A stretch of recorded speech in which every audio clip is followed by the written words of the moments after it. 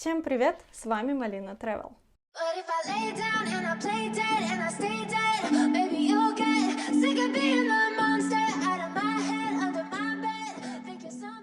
Я решила разнообразить свой контент, вести челлендж познавательную рубрику «30 дней дельности». Что же там будет? Ровно 30 дней подряд я буду делиться с вами интересными, актуальными темами, рассуждать на них и делиться своим мнением. Я очень надеюсь, что это окажется как полезным и для вас, так и полезным для меня. Ну а теперь поехали! Первая тема будет связана с минимализмом, почему он сейчас так сильно популярен. В последние несколько лет минималистический образ жизни приобрел широкую популярность. Люди, которые устали от излишеств, пестроты современного мира, стараются максимально возможно сократить потребление и наполнить свое пространство только важными вещами. Минимализм представляет собой образ жизни, который подразумевает отказ от всего мелочного и ненужного. Данное течение помогает многим людям определить, что для них является наиболее ценным, важным в жизни. Минималистический образ жизни предписывает максимально возможное освобождение пространства вокруг себя. Главными аспектами в жизни, согласно этому течению, являются вклад в окружающий мир, личностный рост и здоровье. Рассмотрим основные причины популярности минимализма. Первое – это ухудшение экологической обстановки во всем мире. В последнее время все больше людей проявляет интерес к окружающей среде, которая находится не в лучшем состоянии. Минималистичный подход к жизни тесно связан с экологией. Покупка меньшего количества вещей позволяет уменьшить количество отходов. Маленькие дома используют меньше ресурсов для отопления или охлаждения, ну и так далее. Второе – это экономия. Минимализм подразумевает отказ от всех ненужных вещей и покупок, что позволяет сэкономить дополнительные деньги. Сэкономленные средства могут пойти на действительно важные вещи, повышающие ценность жизни. Третье – это увеличение свободного времени. Подобный образ жизни позволяет сэкономить много времени. Минималисты не тратят свою жизнь на людей или деятельность, не имеющие для них никакого значения. Четвертое – это выбор профессии. Люди, которые стараются извлекать выгоду из покупки материальных вещей, часто пропускают много важного в жизни. Они работают исключительно ради денег и поддержания своего привычного уровня потребления. Минималисты понимают, что такой подход не принесет смысла и цели в их жизнь, поэтому предпочитают заниматься профессией, которая действительно им нравится. Пятое – это уменьшение стресса. Минимализм позволяет избавиться от ненасытных желаний, необходимости сравнивать себя с окружающими. Минималисты понимают, что стремление к обладанию большим не является способом достижения счастья. Независимость от чужого мнения, отсутствие стремления постоянно увеличивать свой уровень потребления и повышать статус в обществе позволяет минимизировать воздействие стресса. Шестое – это чистота нашего мышления. Избавление от вещей, приносящих большое количество умственного шума, позволяет достичь ясности ума. Чистота мышления помогает сосредоточиться на действительно важных вещах и людях, которые способны принести цель и смысл в нашу жизнь.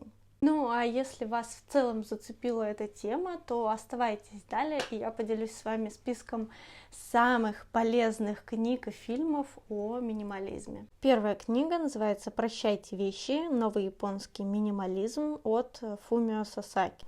Эта книга привлекательна тем, что написал ее самый обычный и простой парень.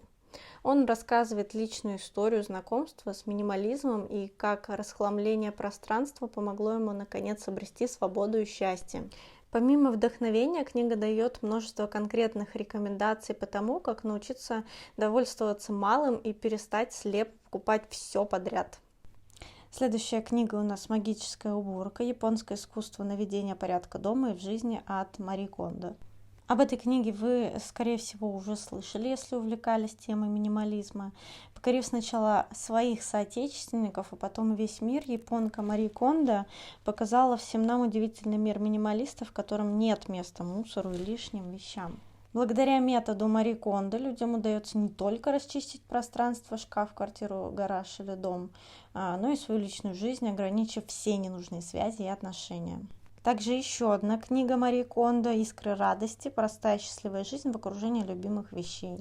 На волне успеха своей первой книги Мари Кондо создала еще одно руководство по тому, как наслаждаться минималистичной жизнью. В книге «Искры радости» вы найдете иллюстрированное пособие по тому, как обустроить пространство, хранить и складывать одежду, чтобы она не занимала много места. Это такая вишенка на торте после того, как вы разгребли все завалы при помощи ее дебютного бестселлера.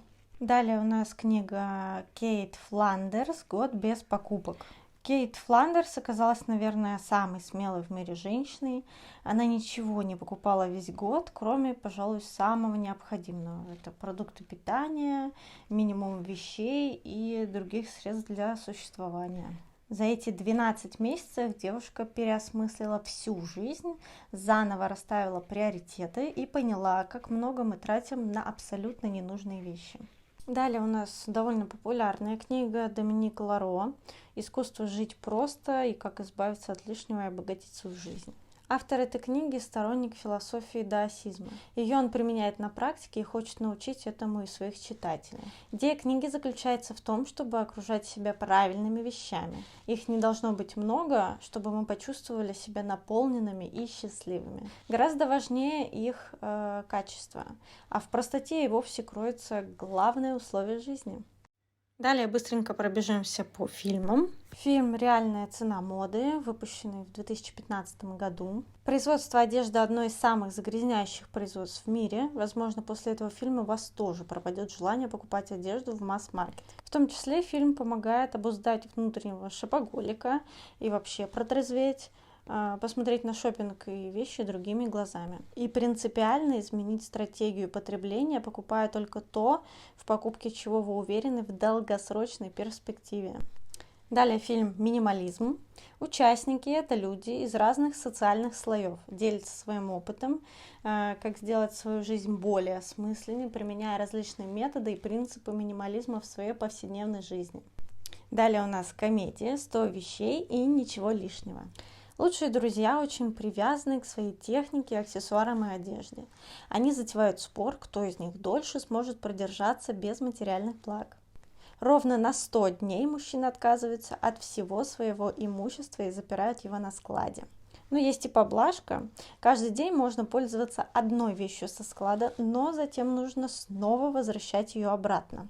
Так друзья остаются на улице без одежды и всяких удобств. Нереально душевный, глубокий и при этом очень легкий фильм. Друзья, спасибо большое, что досмотрели это видео до конца. Это был первый день челленджа 30 дней дельности.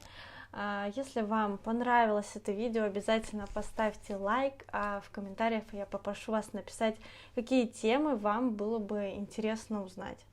Также ставьте колокольчик, чтобы не пропустить новое видео. Ну, а если вы хотели бы отблагодарить наш канал, то реквизиты я оставлю в описании.